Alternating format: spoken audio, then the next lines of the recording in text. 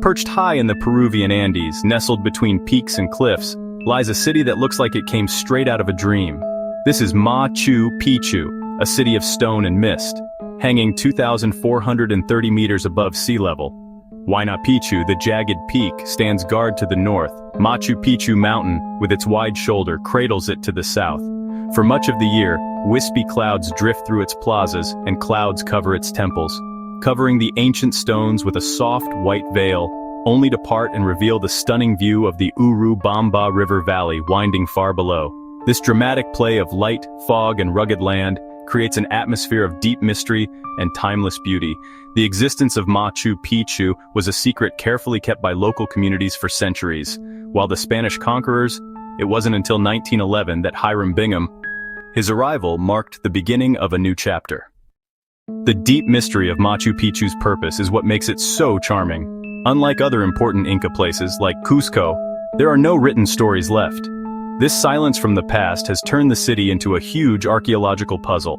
Smart people have spent their whole careers looking at the clues. They look at how the buildings are designed, how well the stone is put together, and how it connects to the nature around it. The search for answers is like trying to give a voice to a whole civilization through its buildings and traditions. Was it a busy government center? A part of the Inca state's big plan? Or a quiet holy place? A spot to talk to the sun, the moon, the mountain gods? Maybe it was a private getaway, a seasonal home for the emperor. The evidence is tricky and often doesn't agree. This unclear nature makes the place so interesting. It just won't fit into one simple box. The discussions, a new discovery. Looking at an old piece again, using computer programs to study the stars, the truth might not be about picking one idea, but understanding how different things were all connected.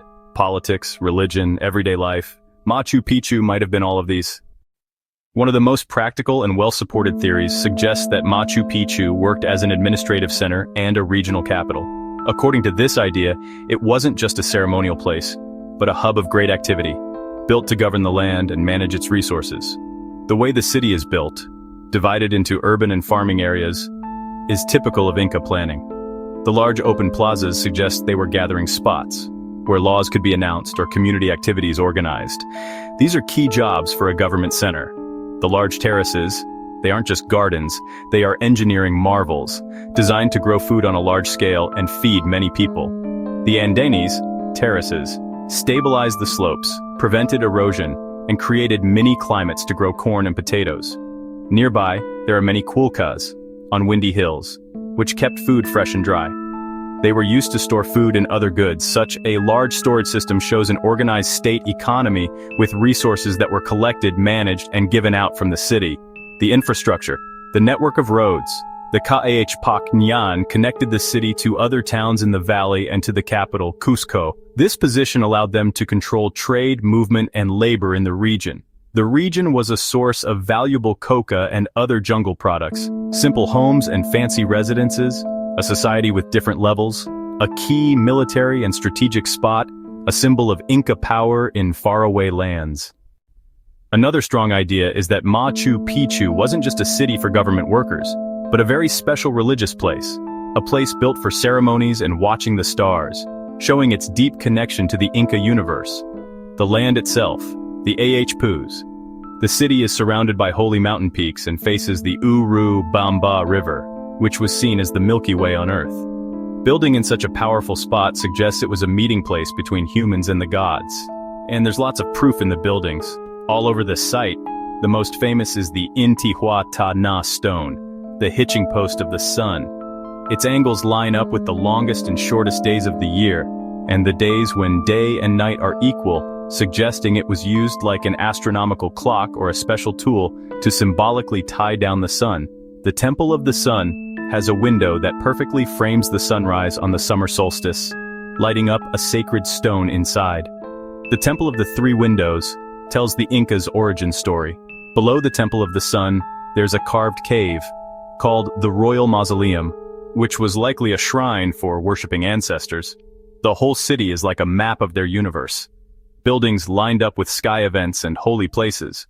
Water also had a special meaning and rituals. The pilgrimage. The people living there weren't just managers, but priests, priestesses, and helpers, keeping the universe in balance with rituals. For the sun, the moon, and the mountain gods, It's, a place of deep devotion. A third important idea. Machu Picchu was a private royal estate or a country palace for Pachacutec Inca Yupanqui. Pachacutec. He changed the kingdom of Cusco into Tawantinsuyu. So, with this idea, it was a fancy place for hunting, private parties, religious ceremonies, kind of like a Roman emperor's villa or a European summer palace. The proof is in how good and special it is. A royal residence, with the most beautiful stones, perfectly fitted, polished blocks, buildings with many rooms, private courtyards, bathing areas, and big halls.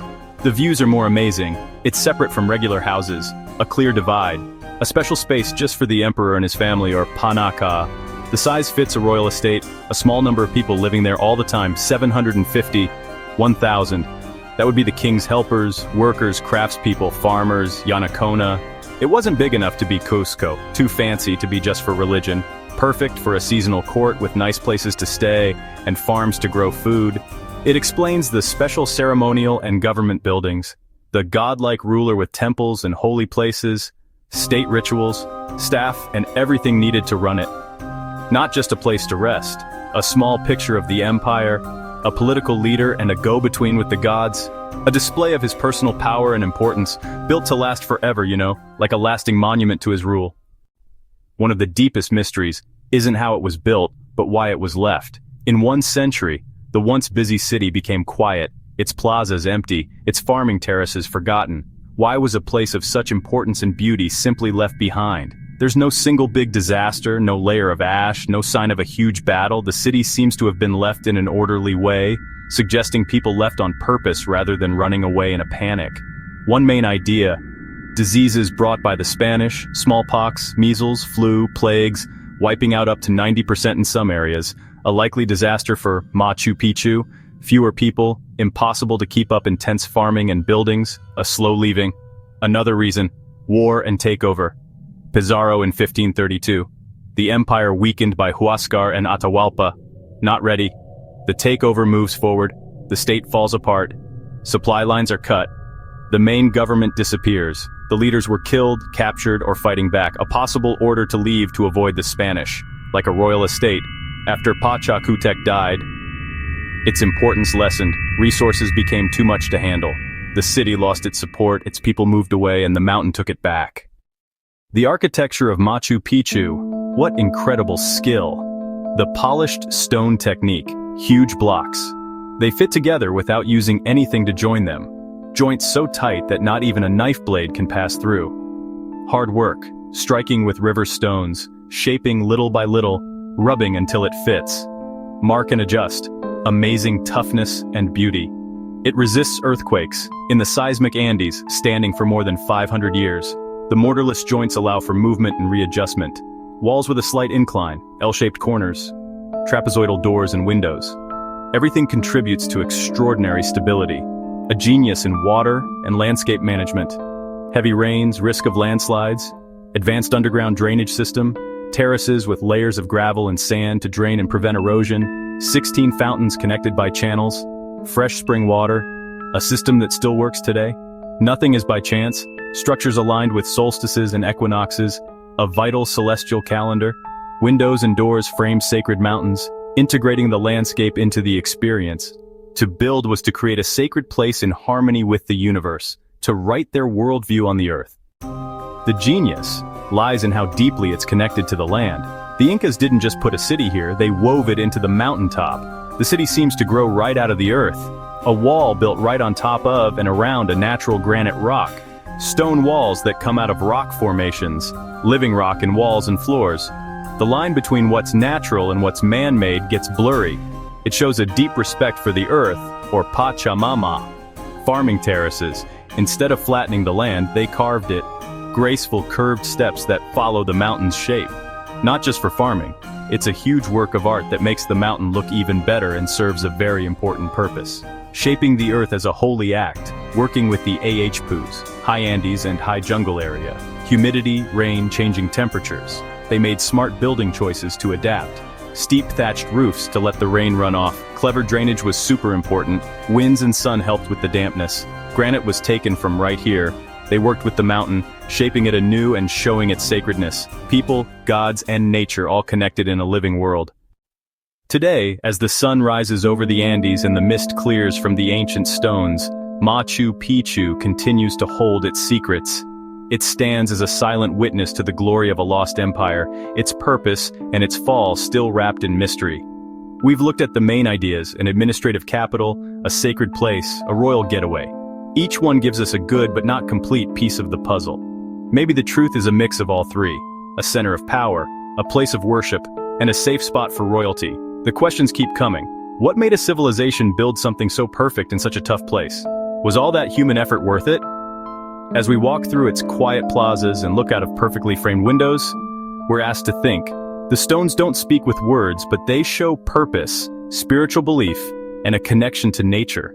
They make us rethink our ideas about technology, society, and what progress really means. The lasting mystery is its greatest gift. New ways of looking at things, LiDAR scans, DNA analysis might give us answers, but maybe some secrets will stay in the stone, keeping their power for the future. Machu Picchu is about thinking, cleverness, and how easily empires can fall. It reminds us to live in peace with the earth. As we leave, we don't just take pictures, but wonder and curiosity.